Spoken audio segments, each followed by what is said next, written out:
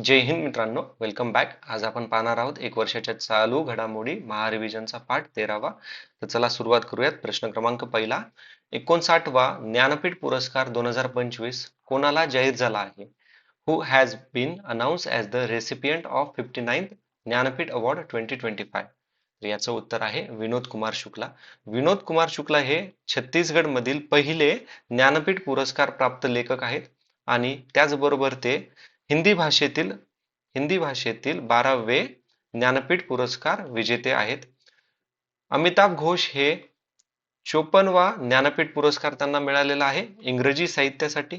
त्याचनंतर गुलजार यांना 58वा ज्ञानपीठ पुरस्कार मिळालेला आहे उर्दूसाठी. नीलमणी फुकन यांना 56वा ज्ञानपीठ पुरस्कार मिळालेला आहे आसामीज साहित्यासाठी. ठीक आहे, आसामीज साहित्यासाठी मिळालेला आहे. भारतातील सर्वोच्च साहित्य सन्मान म्हणजे ज्ञानपीठ पुरस्कार आणि ज्ञानपीठ निवड समितीच्या अध्यक्षा कोण होत्या? प्रतिभा रॉय. पुढचा प्रश्न, खालील विधानांचा विचार करा आणि योग्य पर्याय निवडा. ज्ञानपीठ पुरस्काराची स्थापना 1961 मध्ये झाली आणि पहिला ज्ञानपीठ पुरस्कार 1965 मध्ये प्रदान करण्यात आला. ज्ञानपीठ पुरस्कार मरणोत्तर दिला जात नाही. सिंधी भाषेतील साहित्यांना आजपर्यंत ज्ञानपीठ पुरस्कार मिळालेला नाहीये. ज्ञानपीठ पुरस्कार फक्त हिंदी भाषेतील साहित्यकांनाच दिला जातो. इंग्लिशमध्ये पाहूयात. ज्ञानपीठ अवॉर्डेड इन इन्स्टिट्यूटेड इन 1961 आणि पहिल्यांदा अवॉर्ड दिलाय 1965. पोस्टमसली हा अवॉर्ड दिला जात नाही. सिंधी लँग्वेज वाल्यांना आतापर्यंत कधीच ज्ञानपीठ अवॉर्ड मिळालेला नाहीये आणि ज्ञानपीठ अवॉर्ड फक्त हिंदी लँग्वेज वाल्यांना दिला जातो असं म्हटलेलं आहे प्रश्नामध्ये. तर याचं करेक्ट उत्तर आहे 1, 2, 3 हे तिन्ही विधान बरोबर आहेत. चौथं विधान चूक आहे, कारण की ज्ञानपीठ पुरस्कारामध्ये 8 शेड्यूल मध्ये ज्या 22 लँग्वेज आहेत त्या आणि इंग्लिश एवढ्या लँग्वेजचा समावेश आहे. ओके, हा पुरस्कार भारतीय संविधानाच्या 8व्या परिशिष्टातील म्हणजे 8 शेड्यूल मधील 22 भाषा आणि इंग्रजी भाषेतील लेखन करणाऱ्या भारतीय नागरिकाला दिला जातो. लक्षात ठेवा, भारतीय नागरिकालाच हा अवॉर्ड दिला जातो. पुरस्कार देणारी संस्था भारतीय ज्ञानपीठ. स्वरूप काय आहे? 11 लाख. त्याच्यानंतर सरस्वती प्रतिमा व सन्मानपत्र याच्यामध्ये तुम्हाला दिल्या जातं. ठीक आहे, पुढचा प्रश्न पाहूयात. आयसीसी चॅम्पियन्स ट्रॉफी 2025 या एकदिवसीय आंतरराष्ट्रीय क्रिकेट स्पर्धेचा विजेता संघ कोणता ठरला आहे? तर तो विजेता संघ आहे भारत. भारताने कोणाला हरवलं त्या मॅच मध्ये? न्यूझीलंडला. म्हणजे न्यूझीलंड हा रनर अप आहे, म्हणजे उपविजेता आहे. होस्ट कंट्री कोण होता? पाकिस्तान होता. ठीक आहे, आणि भारताने ही स्पर्धा तिसऱ्यांदा जिंकली. 2002 मध्ये एकदा जिंकलेली आहे आणि 2013 मध्ये. अंतिम सामना कुठे झाला? दुबईमध्ये झालेला आहे. ओके, नेक्स्ट प्रश्न आहे, आयसीसी चॅम्पियन्स ट्रॉफी 2025 च्या अंतिम सामन्यात सामनावीर ठरणारे जगातील पहिले कर्णधार कोण? तर याचं उत्तर आहे option number 2, Rohit Sharma. Ravindra Ravindra sorry Rachin Ravindra यांना कोणता अवॉर्ड मिळालेला आहे? तर रचिन रवींद्र यांना मालिकावीर व गोल्डन बॅट अवॉर्ड मिळालेला आहे. ठीक आहे, रचित रवींद्र यांना मालिकावीर व गोल्डन बॅट विजेता अवॉर्ड मिळालेला आहे. रोहित शर्मा अंतिम सामन्यात काय मिळाले? त्यांना सामनावीर पुरस्कार मिळालेला आहे. ओके, पुढचा प्रश्न पाहायचा आहे, खालील विधानांचा विचार करा आणि योग्य पर्याय निवडा. के कस्तुरीरंगन यांचे पूर्ण नाव कृष्णस्वामी कस्तुरीरंगन असून ते भारतीय अवकाश शास्त्रज्ञ होते. 1994 ते 2003 या काळात भारतीय अवकाश संशोधन संस्था म्हणजे इस्रोचे ते 5वे अध्यक्ष होते. ते राष्ट्रीय शैक्षणिक धोरण 2020 आणि राष्ट्रीय अभ्यासक्रम आराखडा 2021 तयार करणाऱ्या समित्यांचे अध्यक्ष होते.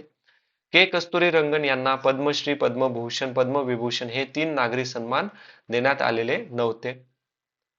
ठीक आहे, के कस्तुरीरंगन यांचं पूर्ण नाव कृष्णस्वामी कस्तुरीरंगन आणि इंडियन स्पेस सायंटिस्ट होते हे. त्यानंतर हे 5th इस्रोचे चेअरमन होते. ही चेअर्ड the committee that draft the national education policy आणि national curriculum framework. Kasturirangan was not awarded Padmashri, Padma Bhushan आणि पद्मविभूषण. तर कोणतं स्टेटमेंट करेक्ट आहे असा आपल्याला प्रश्न विचारलेला आहे. तर लक्षात ठेवा, पहिला, दुसरा, तिसरा हे तिन्ही स्टेटमेंट बरोबर आहेत. के कस्तुरीरंगन यांना हे तिन्ही पण पद्म अवॉर्ड मिळालेले आहेत. आता हे अवॉर्ड केव्हा मिळाले? त्यांना पद्मश्री मिळालेला आहे 1982, पद्मभूषण 1992 आणि पद्मविभूषण 2000 मध्ये मिळालेला आहे. ते भारताच्या अंतरिक्ष आयोगाचे अध्यक्ष, त्याचबरोबर अंतरिक्ष विभागाचे सचिव पण होते, राज्यसभा सदस्य पण होते.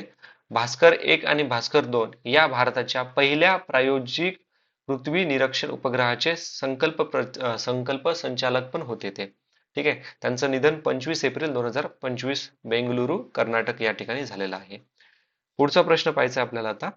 आंतरराष्ट्रीय ऑलिम्पिक समितीच्या इंटरनॅशनल ऑलिम्पिक कमिटी 10व्या अध्यक्ष म्हणून कोणाची निवड झालेली आहे? हा प्रश्न महत्वाचा आहे, कारण की पहिल्या विमेन आणि पहिल्या आफ्रिकन विमेन अध्यक्षा कॅन्टी कॉवेंटी यांना मिळालेला आहे. ठीक आहे. थॉमस बॉक याच्या आधीचे म्हणजे 9वे अध्यक्ष होते. आता कोण आहेत? थॉमस जस्ट मिनिट हा थॉमस बॉक मावळते आयओसी अध्यक्ष, आणि आता कोण आहेत? कॅन्टी कावर्टी आयओसीच्या पहिल्या महिला अध्यक्ष आणि पहिल्या आफ्रिकन अध्यक्ष ठरलेला आहे. कार्यकाल किती असणार आहे यांचा? 8 वर्षाचा. इंटरनॅशनल ऑलिम्पिक कमिटीची स्थापना 1894 मध्ये झाली असून मुख्यालय कुठं आहे? लुसाने, स्वित्झर्लंड येथे. ठीक आहे. लुसाने, स्वित्झर्लंड लक्षात ठेवा. पुढचा प्रश्न आहे, राष्ट्रकुलच्या म्हणजे कॉमनवेल्थ ऑफ नेशन्स 7व्या महासचिव म्हणून 1 एप्रिल 2025 रोजी कोणी पदभार स्वीकारला? Who assume office as the 7th secretary general of the commonwealth of nation? तर याचं पण उत्तर आहे, याचं उत्तर काय आहे मित्रांनो? शेर्ली बॉचवे. शेर्ली बॉचवे. आता हा प्रश्न का महत्वाचा आहे? कारण की शेर्ली बॉचवे ह्या राष्ट्रकुल महासचिव पदावर निवड होणाऱ्या पहिल्या आफ्रिकन महिला ठरल्या आहेत. ठीक आहे. तर हे महत्वाचं आहे. शेर्ली बॉचवे. पॅटेसिया स्कॉटलंड माजी राष्ट्रकुल महासचिव आहेत. थॉमस बॉक आंतरराष्ट्रीय ऑलिम्पिक समितीचे माजी अध्यक्ष आहेत. निधी तिवारी कोण आहेत? तर पंतप्रधानाची खाजगी सचिव. आणि याच्यावरती पुढे आपण प्रश्न पाहणार आहोत. कॉमनवेल्थ ऑफ नेशनची स्थापना 1931 वेस्टमिनिस्टर ठराव व 1949 मधील लंडन घोषणापत्र यांच्या अंतर्गत झालेली आहे. मुख्यालय आहे लंडन मध्ये आणि सदस्य किती आहेत? तर 56 देश. ठीक आहे. पुढचा प्रश्न पाहूयात. 31 मार्च 2025 रोजी पंतप्रधान नरेंद्र मोदी यांच्या खाजगी सचिवपदी कोणाची नियुक्ती करण्यात आलेली आहे? तर याचं उत्तर आहे ऑप्शन नंबर 3, निधी तिवारी. ठीक आहे. निधी तिवारी आणि विवेक कुमार आणि हार्दिक शाह हे माजी खाजगी सचिव होते आणि त्यांना रिप्लेस कोणी केलेलं आहे? निधी तिवारी यांनी. ठीक आहे. शर्ली बॉचवे कोण आहेत? राष्ट्रकुल महासचिव. कुठल्या आहेत या? आफ्रिकेच्या पहिल्या विमेन आहेत. 2014 बॅचच्या भारतीय विदेश सेवा अधिकारी आहेत ह्या. यापूर्वी त्या निधी तिवारी यापूर्वी पंतप्रधान कार्यालयात उपसचिव म्हणून कार्यरत होत्या. ठीक आहे. निधी तिवारी. आता पुढचा प्रश्न आहे, खालील विधानाचा विचार करा आणि योग्य पर्याय निवडा. प्रधानमंत्री श्रम योगी मानधन योजना फेब्रुवारी 2019 मध्ये अंतरिम अर्थसंकल्पनात सुरू करण्यात आली. ओके, पाहूयात. या योजनेअंतर्गत 60 वर्षानंतर किमान 3000 रुपये मासिक पेन्शन दिले जाते. ही योजना सक्तीची असून संपूर्ण योगदान सरकारकडून दिले जाते. लाभार्थीचा मृत्यू झाल्यास पती किंवा पत्नीला पेन्शनच्या 50% रकमे इतकी कुटुंब पेन्शन दिली जाते. तर वरीलपैकी कोणतं विधान बरोबर आहे? The scheme was launched in February 2019 through interim budget. Provide minimum monthly pension 3,000 after the age of 60. The scheme is mandatory and fully funded by government. In case of death, death of beneficiary, the spouse receive 50% of the pension as family pension. तर correct कोणतं आहे? आता लक्षात ठेवा. याच्यामध्ये पहिलं, दुसरं आणि चौथं हे 3 स्टेटमेंट बरोबर आहे. पण तिसरं स्टेटमेंट चुकीचं आहे, कारण की सरकाराबरोबर जो पेन्शनर पण आहे ना, सबस्क्रायबर पण आहे, त्याचं पण योगदान महत्वाचं आहे. ठीक आहे. योजना इच्छित व योजनात्मक आहे. सरकार व लाभार्थी समान योगदान देतात. मंत्रालय कोणतं आहे? कामगार आणि रोजगार मंत्रालय. व्यवस्थापक कोण? LIC आणि common service centre e governance service India limited. पात्रता काय आहे? महत्वाचा आहे, लक्षात ठेवा. 18 ते 40 वर्ष, मासिक उत्पादन 15,000 पेक्षा कमी किंवा 15,000 किंवा कमी असंघटित क्षेत्रातील कामगार. पुढचा प्रश्न बघूयात आता. खालील विधानाचा विचार करा आणि योग्य पर्याय निवडा. महत्वाचा प्रश्न आहे. मिष्टीचा पूर्ण अर्थ काय आहे? Mangrove initiative for shoreline habitat and tangible income असा होतो. याची सुरुवात 5 जून 2023 रोजी 2023-24च्या अर्थसंकल्पात करण्यात आली. ही योजना 2023 ते 2028 या कालावधीत राबवली जाणार आहे. मिष्टी योजना कामगार आणि रोजगार मंत्रालयामार्फत राबवली. इंग्लिशमध्ये पाहूया. मिष्टी स्टँड फॉर त्यानंतर ही स्कीम अनाऊन्स केलेली आहे 5 जून 2023 आणि ती स्कीम इम्प्लिमेंटेड फ्रॉम 2023 ते 28 आणि ही जी स्कीम आहे implemented by ministry of labour आणि एम्प्लॉय. ठीक आहे. करेक्ट कोणते विचारले आपल्याला. आता लक्षात ठेवा. आता नावावरून आपल्या लक्षात येते की मॅंग्रोव्ह म्हणल्यावर काहीतरी हे एन्व्हायरमेंट रिलेटेड आहे. तर चौथं स्टेटमेंट आपलं येणारच नाही कारण की कामगार आणि रोजगार मंत्रालय म्हटले त्यांनी. चौथं हटवलं. ठीक आहे. 2 गेले. आता 1 2 3 आणि 3. तर याचं उत्तर आहे 1 2 3. मिष्टी योजना कोणत्या मिनिस्ट्रीच्या अंडर मध्ये येते? तर ती आहे ministry of environment, forest and climate change. Okay. पर्यावरण पर्यावरण, वन आणि हवामान बदल मंत्र्यामार्फत ही योजना राबवली आहे. ओके. आणि या योजनेमध्ये 9 किनारी राज्य आणि 4 केंद्रीय प्रदेशांचा समावेश आहे. ओके. नेक्स्ट प्रश्न आहे. शून्य गरिबी P4 धोरण हा उपक्रम कोणत्या राज्य सरकारने सुरू केलेला आहे? Which state launch the zero poverty P4 policy initiative? तर P4 पॉलिसी इनिशिएटिव्ह सुरू केलेला आहे आंध्र प्रदेशाने. आंध्र प्रदेशाने 30 मार्च 2025 रोजी शून्य गरिबी P4 धोरण सुरू केले. हा उपक्रम स्वर्ण आंध्र 2047 विजनचा पार्ट आहे. याचं उद्दिष्ट आहे 2047 पर्यंत गरिबी निर्मूलन. मॉडेल कोणतं आहे? Public private people partnership P4. Okay. लक्षात ठेवा. पुढचा प्रश्न पाहूयात आता. आता याच्यामध्ये ऑप्शन मध्ये ओडिसा दिलेला होता. राज्यस्तरीय गरिबी योजना ओडिसामध्ये लॉन्च केलेल्या आहेत. लक्षात ठेवा. पुढचा प्रश्न. बालपण की कविता हा उपक्रम कोणत्या मंत्रालयाने सुरू केलेला आहे? तर बालपण की कविता लॉन्च केलेला आहे मिनिस्ट्री ऑफ एज्युकेशन. ऑप्शन 2 शिक्षण मंत्रालयाने. ठीक आहे. शिक्षण मंत्रालयाने लॉन्च केलेलं आहे. उद्दिष्ट काय आहे? तर भारतीय कवितांचे पुनर्जीवन व पुनर्संचयीकरण करणे. राष्ट्रीय शिक्षण धोरण 2020 नॅशनल एज्युकेशन पॉलिसी याच्याशी हे संबंधित आहे. ओके. लक्षीय गट पूर्व प्राथमिक ते इयत्ता 2.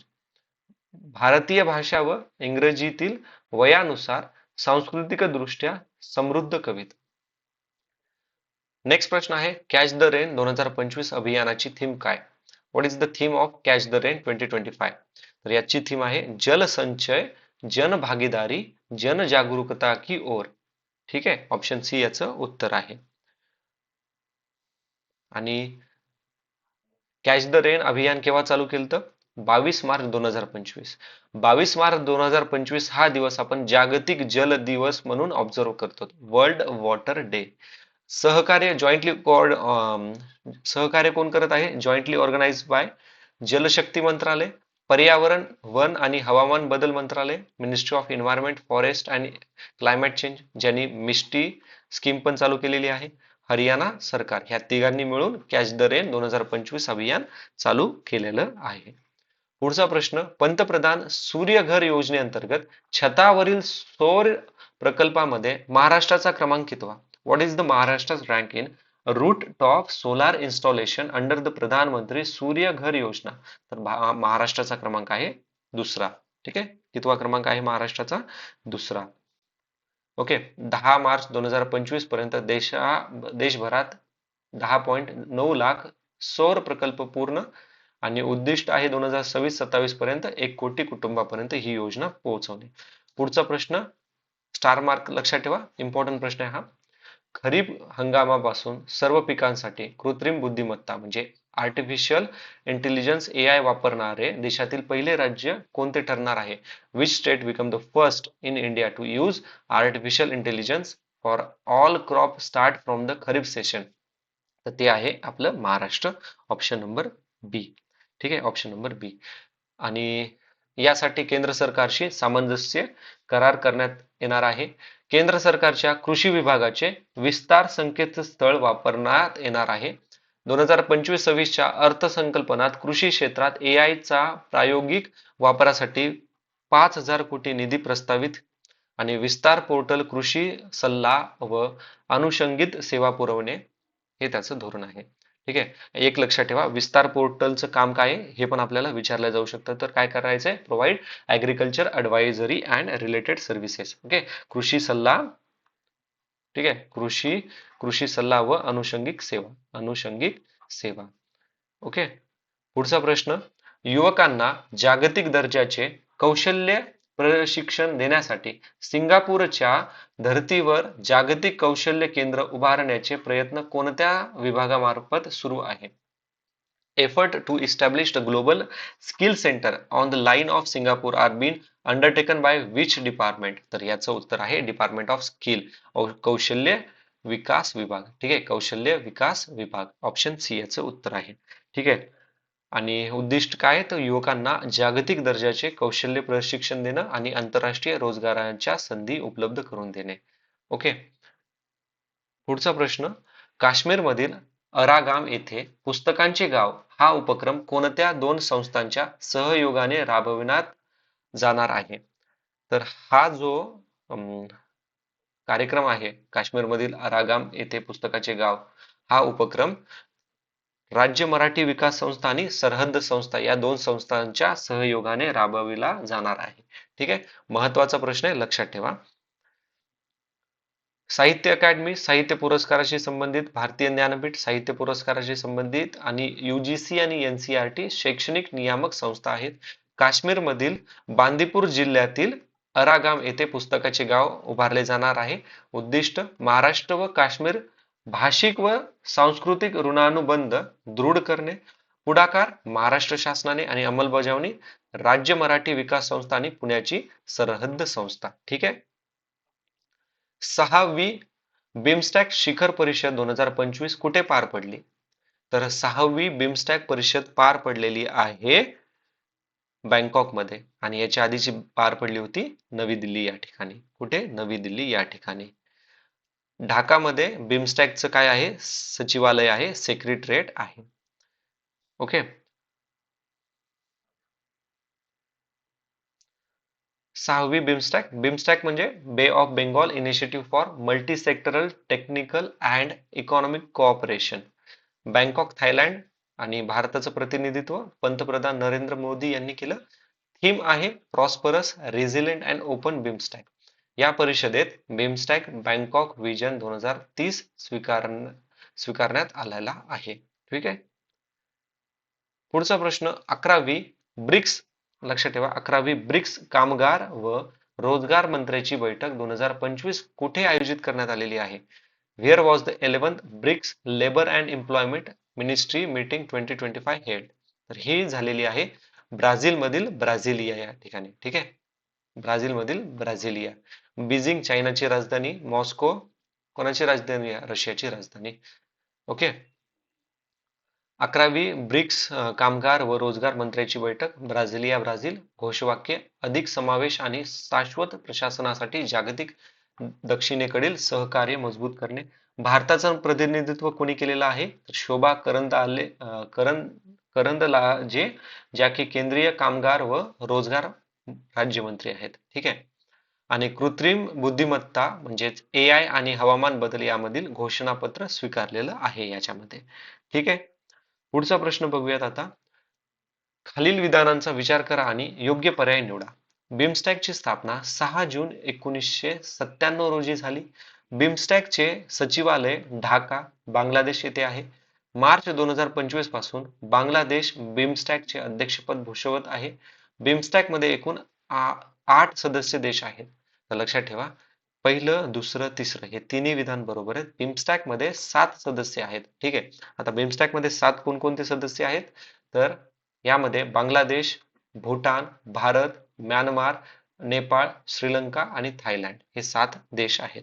ठीक आहे. लक्षात ठेवा, पाकिस्तान याचा पार्ट नाहीये. पुढचा प्रश्न महत्वाचा आहे. Okay. Yeah. Justice Bhushan Ramakrishna Gavai will take oath as the 52nd Chief Justice of India on 14th May 2025. Chief Justice Sanjeev Khanna recommended Justice Gavai's appointment to the Union Ministry of Law on 16th April 2025. After Justice KG Balakrishnan, Justice Gavai is the second Dalit Chief Justice of India. Justice Gavai is the first member of Nagpur Bar Association to become the Chief Justice of India. ठीक आहे. मित्रांनो, याचं उत्तर आहे पहिलं, दुसरं, तिसरं हे तिन्ही विधान बरोबर आहेत. ठीक आहे. आता ऍक्च्युली हा प्रश्न आपल्याला बघा, गवई यांच्यावरती MPSC 2025 मध्ये प्रश्न पाहायला मिळालेला आहे. आणि जे चौथं स्टेटमेंट आहे ना, justice Gavai Nagpur bar association मध्ये मधले पहिले चीफ जस्टिस ऑफ इंडिया आहेत, तर नाही, ते तिसरे आहेत. पहिले होते, पहिले कोण होते?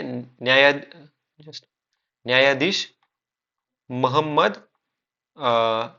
हिदायतुल्ला आणि दुसरे होते न्यायाधीश शरद बोबडे आणि तिसरे आहेत हे आपले कोण? भूषण गवई. ठीक आहे. भूषण गवई. चौथं स्टेटमेंट, न्यायाधीश गवई हे नागपूर बार असोसिएशनचे तिसरे सदस्य आणि सरन्यायाधीश झाले. त्याआधी न्यायाधीश मोहम्मद हिदायतुल्ला होते आणि नंतर न्यायाधीश शरद बोबडे. आता लक्षात ठेवा, न्यायाधीश गवई यांची 24 मे 2019 रोजी सर्वोच्च न्यायालयाचे न्यायाधीश म्हणून नियुक्ती झालेली आहे. लक्षात ठेवा, न्यायाधीश म्हणून नियुक्ती झालेली आहे. त्याच्यानंतर हे आता कोण झालेले आहेत? सर्वोच्च न्यायालयाचे मुख्य न्यायाधीश झालेले आहेत. ठीक आहे. सरन्यायाधीश झालेले आहेत.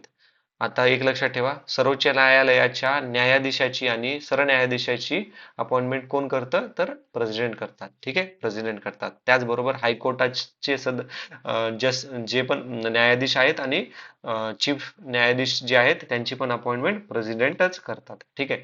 हायकोर्टाचं एज लिमिट असते 62 वर्ष आणि सुप्रीम कोर्टाची असते 65 इयर. ओके. पुढचा प्रश्न, खालील विधानांचा विचार करा आणि योग्य पर्याय निवडा. रिझर्व्ह बँक ऑफ इंडिया, आता लक्षात ठेवा, रिझर्व्ह बँक ऑफ इंडियाला 90 वर्ष पूर्ण झालेली आहे, त्यामुळे हा मुद्दा महत्वाचा आहे. इवन तुम्ही जर बघितला असेल आपल्या कंबाईनच्या महारिव्हिजन सिरीज मध्ये पण 2021 मध्ये आपल्याला RBI वरती प्रश्न पाहायला मिळालेला आहे. रिझर्व्ह बँक ऑफ इंडिया याची स्थापना 1 एप्रिल 1935 रोजी झाली. 2025 मध्ये RBIचा पहिल्या चलनविषयक धोरणाला म्हणजे मॉनेटरी पॉलिसी 90 वर्ष पूर्ण झाली. RBI ने आपल्या पहिल्या चलनविषयक धोरणात बँक दर म्हणजे बँक रेट आणि रोख राखीव प्रमाण म्हणजे कॅश रिझर्व्ह रेशो CRR निश्चित केला आहे. बँक दराची संकल्पना अमेरिकाकडून आणि CRR ची संकल्पना इंग्लंडकडून स्वीकारलेली आहे. ठीक आहे. इंग्लिश मध्ये एकदा बघूयात. RBI established 1 April 1935. 2025 RBI completed 90 years. First monetary policy RBI fixed bank rate and cash reserve ratio. The concept of bank rate was taken from the USA and CRR from Bank of England.